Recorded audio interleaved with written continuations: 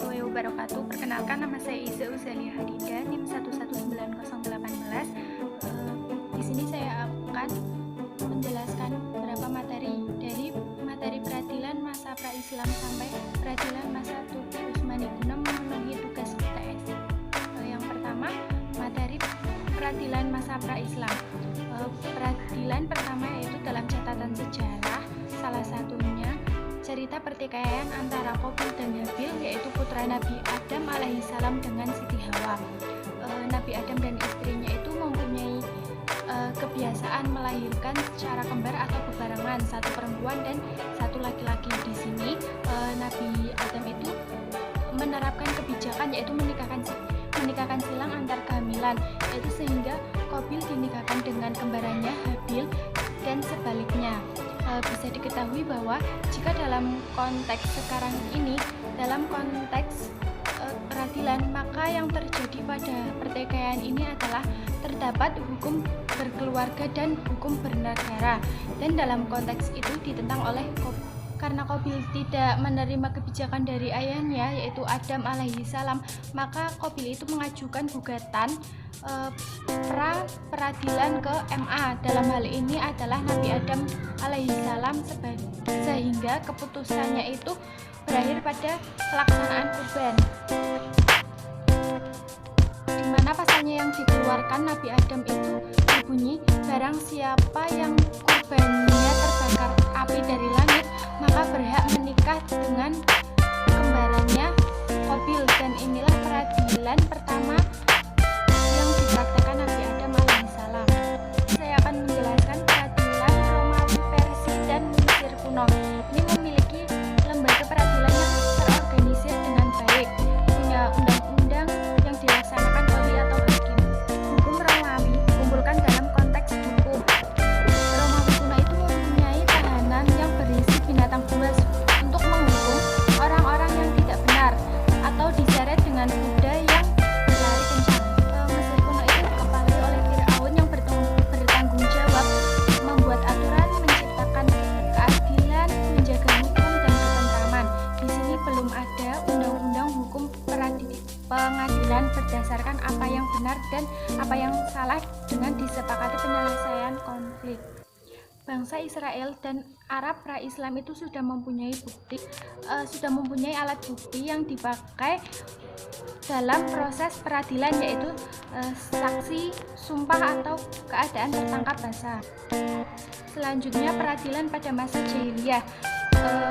Pada masa ini belum memiliki bentuk dan sistem peradilan yang mapan, belum ada kesatuan yang sosiologis ataupun politik, terus belum memiliki kodi. Adapun macam-macam peradilan pada masa jahiliyah, yang pertama yaitu badan hukum, yang kedua lembaga badan etikan atau Qur'an, yang ketiga dewan madhhabi. Selanjutnya materi yang kedua yaitu peradilan pada masa Rasulullah. Secara penetapan hukum berlangsung selama 22 tahun, 2 bulan 22 hari. Ada dua fase yaitu fase Makkiyah dan fase Madaniyah. Yang pertama fase Makkiyah. Fase Makkiyah itu berlangsung selama 13 tahun masa kerasulan, yaitu dari Nabi diangkat Rasul sampai hijrah. Yang kedua sedikit terisolasir, sedikit kuantitasnya dan kapasitasnya masih lemah. Yang ketiga, Nabi Muhammad itu memfokuskan dakwahnya pada penanaman akidah dan tauhid saja dan meninggalkan berhala. Yang keempat itu surat-surat Makkiyah itu tidak terdapat ayat-ayat hukum aktual.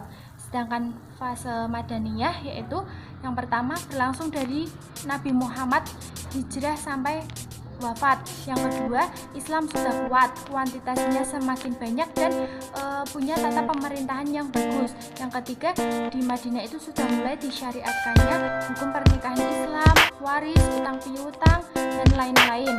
Yang keempat di surat Madaniyah itu memuat ayat-ayat tentang hukum. Selanjutnya, peran Rasulullah di bidang peradilan yaitu sebagai lembaga legislatif, lembaga eksekutif, dan lembaga yudikatif. Adapun sumber hukumnya yaitu Al-Quran dan ijtihad para rasul. Proses peradilan pada masa Rasul ini sangat sederhana, yaitu sekedar syari, tanya jawab kepada Rasulullah, dan tidak bersifat dan lebih bersifat fatwa, tapi tetap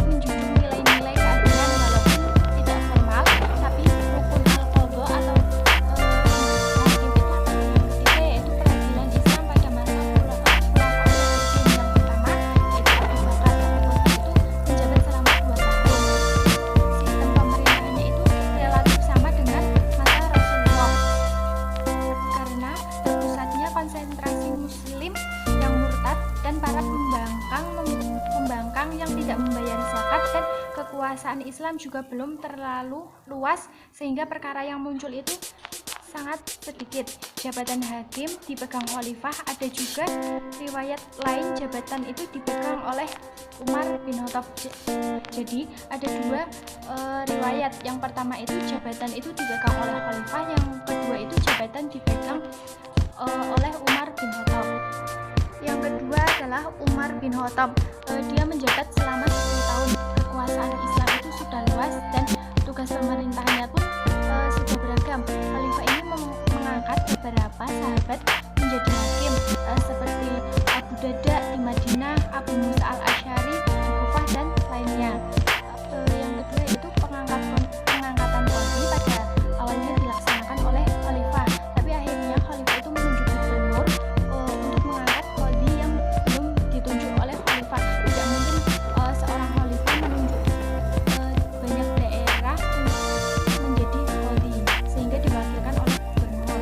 Ya, khalifah itu membatasi wewenang hakim, khususnya penyelesaian sengketa harta benda atau persoalan perdata, sedangkan perkara pidana itu terkait hukum qisas ditangani langsung oleh khalifah atau penguasa daerah.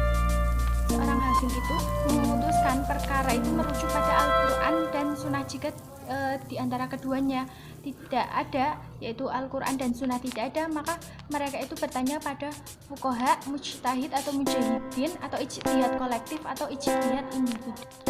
Yang ketiga yaitu Khalifah Utsman bin Affan. Peradilannya itu dilakukan di sebuah gedung. Kemajuannya itu ada gedung khusus untuk melakukan peradilan. Khalifah ini mengikuti langkah Umar bin Khattab dalam pemilihan seorang qadhi dan bersandar pada Al-Quran dan Sunnah serta musyawarah dengan sahabat dalam menetapkan suatu hukum.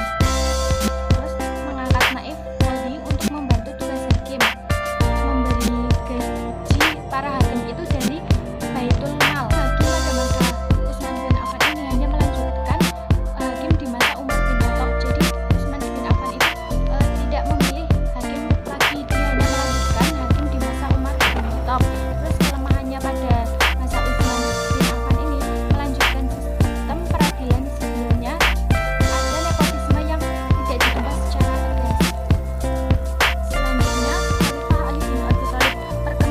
Perkembangannya itu mengikuti khalifah sebelumnya, jadi tidak ada perkembangan pada masa Ali bin Abi Thalib ini. Terus Ali bin Abi Thalib itu selalu berpesan pada qadhi agar menjalankan tugasnya berdasarkan keadilan dan kasih sayang terhadap masyarakatnya. Khalifah Ali bin Abi Thalib ini menetapkan hukum selama di Madinah. Ketika di luar Basrah, dia mengangkat Abdullah bin Abbas sebagai gantinya di Madinah. Selanjutnya materi yang keempat yaitu peradilan pada masa Bani Umayyah. Sistem pemerintahan masa Bani Umayyah ini yaitu menggunakan sistem monarki, dikenal dengan organisasi kehakiman.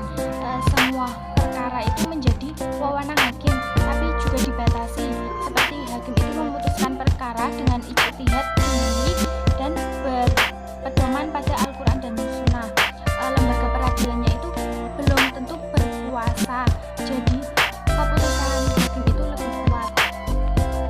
Jadi pada masa Bani Umayyah ini keputusan hakim itu lebih kuat daripada lembaga peradilan. Sekarang materi kelima yaitu peradilan Islam pada masa Bani Abbasiyah. Pemerintahannya itu lebih baik dan lebih bagus daripada pemerintahan masa Bani Umayyah. Terus didirikannya itu di Baghdad. Kemajuan ilmu pengetahuannya itu di berbagai bidang seperti kedokteran, astronomi, filsafat, sastra, hukum, dan lainnya. Adanya ulama Sunni seperti Abu Hanifah, Imam Syafi'i, dan Imam Hambali. Terus tata pemerintahan dan sistem administrasinya itu makin maju daripada sistem pemerintahan yang Bani Umayyah. Pada masa ini juga didirikan beberapa diwan, yaitu yang pertama Diwan Rasail, Diwan Al-Kharaj, Diwan Al-Jas, Diwan Az-Zinam, dan lainnya. Adapun qadhi itu dipilih oleh fuqaha, bertugas untuk menerapkan hukum Islam bagi permasalahan sipil warga muslim. Periodisasi pada masa Bani Abbasiyah ini dibagi menjadi 4. Yang pertama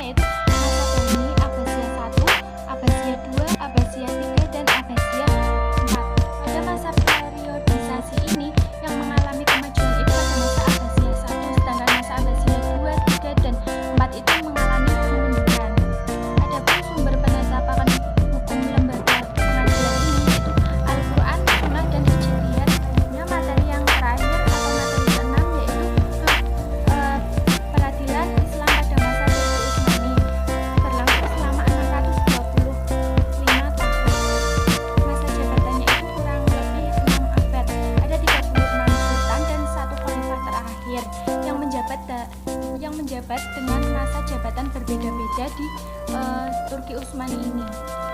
Adapun Utsman I itu yang menjabat pertama kali di Turki Utsmani ini, dan dia menjabat paling lama selama 45 tahun. Hukum Islam pada masa Utsman I ini hingga Salim I belum terkodifikasi dan belum tersistematisasi secara sempurna.